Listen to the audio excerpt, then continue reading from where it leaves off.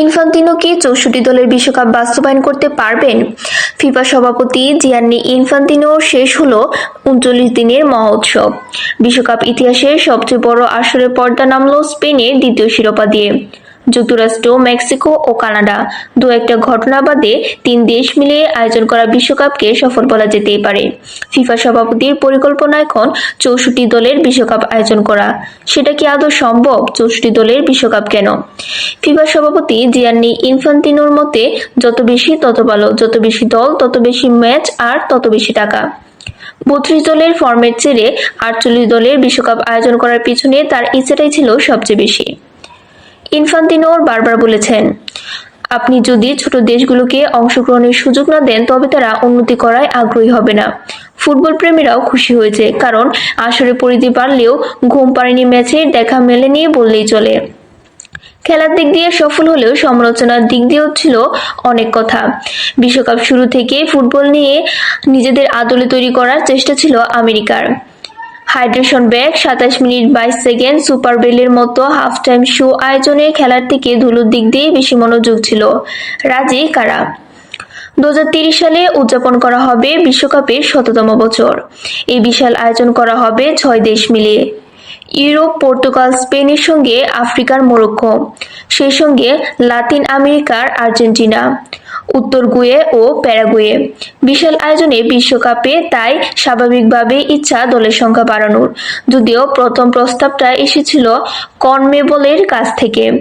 লাতিন আমেরিকায় যে কয়টি ম্যাচ স্লট দেওয়া হয়েছে তাতে তারা নিজেরাই খুশি নয়।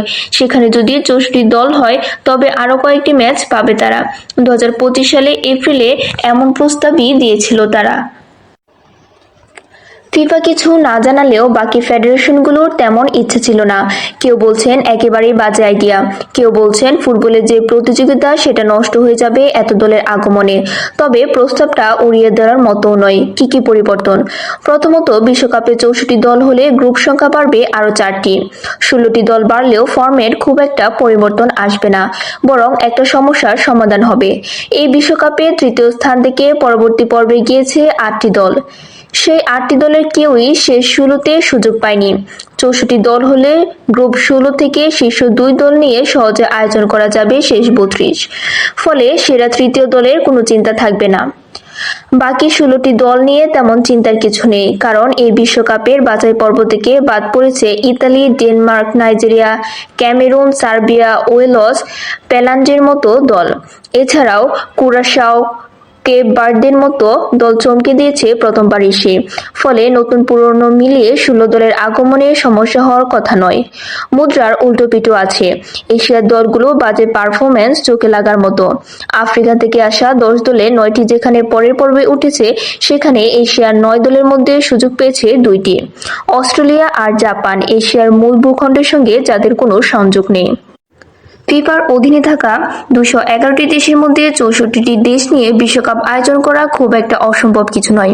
তবে এর আগে ফিফা সভাপতি নিজের জায়গা পাকাপোক্ত করা দরকার। ফেলারিন বালোগানের লাল কার্ড বিতর্কে মাঠে ট্রাম্পের খবরদারিতে ইউরোপিয়ানদের চক্ষুশূল হয়েছেন তিনি। ফলে সামনে নির্বাচনে উয়েফাকে পাশে পাচ্ছেন না ইনফান্তিনো। আর নিজের চেয়ার ধরে না রাখতে পারলে ৬৪ দলের বিশ্বকাপ অসম্ভবই থেকে যাবে।